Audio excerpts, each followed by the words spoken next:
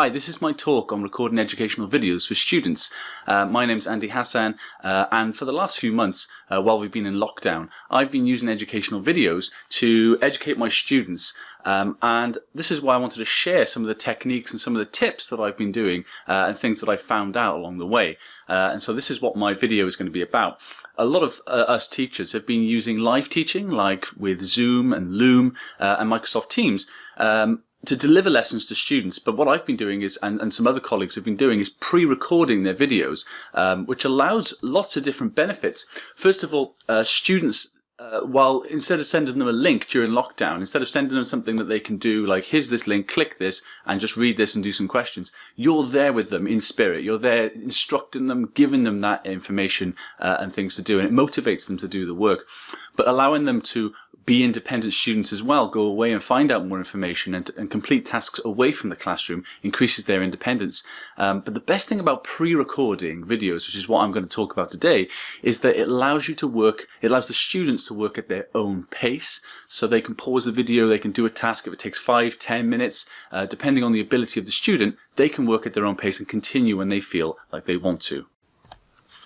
And so, the first thing I want to talk about really is a lot of teachers are put off with the idea of making videos, and one of the main reasons is because, first of all, they don't have the technological know-how. Well, you don't need a lot of that, to be honest, and second of all, you don't really need to have all this expensive equipment. If you buy all the mics, the cameras, the tripods, the money starts to mount up, and it dissuades a lot of people from wanting to do it. So what I always say is you don't need all that sort of stuff. As a teacher and educator, we can use the things that we already have. We have laptop. And your laptop has everything you need. It's got a built-in camera for you to use. And that's great, and that's sufficient for what you're doing. You're just delivering a lesson. You're just a little box in the corner. You don't need to have HD quality ready. And the microphone on the laptop is usually good enough to be audible and understandable. If you do feel like upgrading, you can spend £5 or £10 to get one of these lapel mics. But also, you can get one of these USB mics, one of these desktop USB ones that plug into the USB. You don't have to have all these expensive compressors and amplifiers and all the rest of it. Just use the things that you have, and if you want to upgrade, you can, but it's very cheap to do so. You also need something to share your screen, because you're probably going to be teaching through a PowerPoint, and so you'll probably need something like a screen sharing software, and Camtasia and Final Cut Pro. They're quite pricey. It can, again, mount the costs up, but you don't need those. What you can do is download free applications to do it, like Loom and Zoom. And these are two apps that lots of teachers have been doing live teaching, but it also allows you to do your own teaching. And I didn't know how to do this before lockdown started, and I found out that you can actually just enter a room with just yourself on Zoom and Loom and just record yourself talking. And that is a great way of creating a lesson while talking over a PowerPoint. So what do you actually need if you're going to do this? Well, let's have a look at Zoom. This is an example I took from Zoom. If you sign up to Zoom, you can download the app on your desktop, and once you log in and put all your details in, it just says start a meeting. Now, you don't need to have any participants. You can just be on yourself. Share your screen like that, using the left-hand side, and on the right-hand side here, you can see that you can say share screen and get your recording started. You can record. Once you're on your screen, there's me with my little face. And of course, when you're ready to end the meeting, you just click end. And after sharing your screen, what it does when you click end, it automatically saves it in a folder of your choosing. It goes straight into your Zoom folder. You can rename it, and you can upload the files onto YouTube, which is what I did here when I did the campaign for rights. I put 4 videos in here, and it's just nice and neat. The students know they've got to work through it one at a time. And so it's just really flexible. You get the video file at the end, really easy. And another effective way of making cheap videos is to use PowerPoint itself. And a lot of people don't even know about this feature. It's insane. I didn't know about it until about a couple of months ago. You get your PowerPoint like I've got on my screen, and you click slideshow, record slide, and you can record from the current slide. And this allows you to do a voiceover. You can choose to record yourself up here, and you can have your face on the screen if you want to, or you can just minimize your face and just narrate. And the best thing about using PowerPoint is that when the students click the slide, you automatically pop up and start talking to them as soon as the slide comes on. They don't have to click anywhere on the screen. It's there for them, instructing them right away, talking through the materials, which is a great advantage. Okay, so what I've done is I've put together some hints and tips that I've found come really in handy. I'm going to talk through those now, and hopefully this will be useful to you if you choose to make your videos.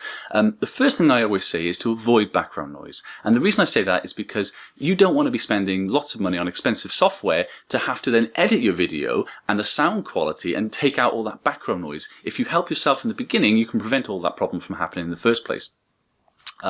When you're filming, like I am right now, I've got this background here. You don't want to have a messy room. You don't want to show that off. Of course, that's not my room. That's not a photo that I've taken. But what you can do, especially in Loom and Zoom, is you can change your backgrounds. And you might have been on Teams, you might have been on Zoom doing this. You can put your own backgrounds on, which is great, which lets you hide your personal things. And also, it's really important to wear appropriate clothing, wear a shirt, whatever you would normally wear. Obviously not in a vest, but and have some space where you're not going to be distracted by other people as well. So you've got time to dedicate to making your video, because you have to keep stopping and starting making the video. Again, you might want to then upgrade to some expensive software to start cutting and chopping. And again, the price starts to go up. If you want to keep it cheap, you need to hit it all in one go. Find a space where you can do it without the need for having to edit it afterwards.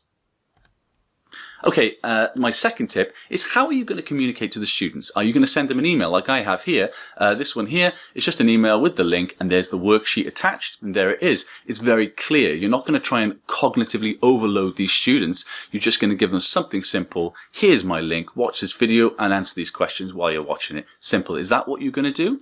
Or are you going to go the next step further? Are you going to create, like what I've done here? I also found this method useful, creating a PowerPoint, so that what I could do is, here's the link right here. Hello, there's a welcome from my little face. Here's the link here.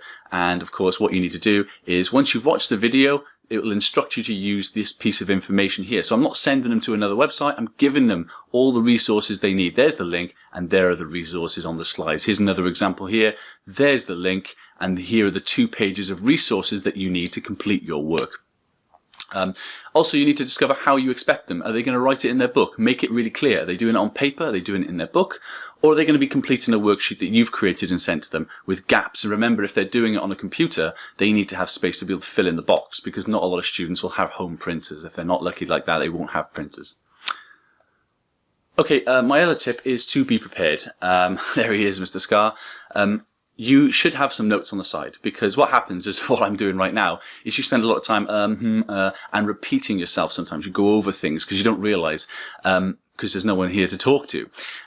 So what you need to do is make sure that you've got some speech prepared, so that you don't end up talking, re-talking, and suddenly the students have sat down for half an hour before they even get on with the task. And also, it's worth thinking about your weakest students, EAL students. When you send a video out to 31 kids or 100 kids, you've got to be prepared that the youngest, the weakest student, the less ability student, needs to understand it just like the higher ability. So you need to make your speech for your audience. You know your students. You need to make it accessible for all those students at the same time. And my next tip is, tip number 4, is be you. Because don't forget, you're not in the classroom, but you can still get that energy across. We're all passionate teachers. And so get that student buy-in. If you're positive, if you have those gestures, if you're interested, students will engage with the materials. They'll feel more inclined to watch the full video, do all the tasks, and also feel that sense that they're still being taught as well. And the other thing is, really give students time. As excellent teachers, we all know how important it is to give students 10 seconds to answer, or give them 5 minutes for this task. You know how long they need. Ask them to pause the video and make it clear here that you need them to pause it. Make it clear, bold, pause the video, tell them, pause the video now, and unpause it when you're ready to go through it. Give them that time. The benefit of this is that the weaker students, the less ability students, will then have longer. They can pause it. They can take as long as they need to do the task. They don't feel rushed in a live session. And so that's really the benefit of using that technique. Okay, I got 2 more tips to go. Tip number 5 is, still give meaningful tasks. Don't think that just because they're online, just because they're doing it away from school, they can't handle complex tasks. They still can. Don't dumb it down for them. Give them very clear instructions. Have a look at some of these examples. How far do you agree? I've asked them a question for this task. And of course, I've given them a writing frame so that it's really clear what I want them to do. But I want them to do the sort of work they're doing in class. Here's another example, I've asked them to color code this document, be really clear, put an arrow on your PowerPoint to make it really clear what resource they're supposed to be using. Don't give them any excuse to not feel like they can do the task. Again, 3, 2, 1 activities, great little summaries of previous learning just to reinforce. You can still do starters even though you're doing a video, and ask them to pause while they think about it. Here, gap fills, vary your tasks as well. Gap fills, longer thinking questions. These are all different ways you can do that. And as well, challenge your students. Don't forget, you've still got those gifted and talented, even not gifted and talented, just everybody should be challenged to go to that next level. Give them an extension task and go over it at the end, so that the people that didn't feel like they could do the extension task still get that push up, because you're bringing them up by going, right, this is what you should have thought about when you were doing the task A, B, C, and they can write notes, and you can encourage them and say, look, pause it now and write some notes about what we've just said before moving on with the video. You can do that, and you can challenge them and see what kind of answers they get when they bring their work to you. My last tip is to make your lessons thought-provoking. Use images. Don't forget, they're looking online at your video. Use your PowerPoint to be the sort of gripper. This one here, for example, what is a martyr? Lots of images there. And of course, you can bring up the definition afterwards. And when you're talking, again, because you're presenting a PowerPoint, you can have the animation. You can bring it in at certain times. And that's really effective as well.